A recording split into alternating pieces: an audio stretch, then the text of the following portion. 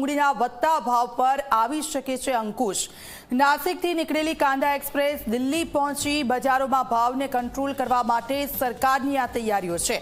સરકાર ડુંગળીના બફર સ્ટોકને બજારમાં મોકલશે। કાંદા એક્સપ્રેસ દિલ્હી ઉપરાંત ચેન્નઈ, કોચી અને ગુવાહાટી પણ જશે। મહત્વનું છે કે છેલ્લા 7 દિવસમાં જ ડુંગળીના ભાવ એકાએક ઊંચા થયા છે, જેના લીધે સામાન્ય જનતાના ઘરનું બજેટ ખોરવાયું છે અને તેને પગલે સરકાર દ્વારા ભાવ નિયંત્રણ કરવા માટે હવે ડુંગળીનો બફર સ્ટોક બજારોમાં ઉતારવામાં આવશે, જેના લીધે હાલ બજારમાં ડુંગળીની ઘટને પહોંચી શકાશે અને ઉચકાયેલા ભાવ અંકુશમાં લાવી શકાશે। ઉલ્લેખનીય છે કે હાલ ગુજરાતમાં અંદાજે 60 થી 70 રૂપિયા પ્રતિ કિલો ડુંગળી રિટેલ માર્કેટમાં વેચાઈ રહી છે।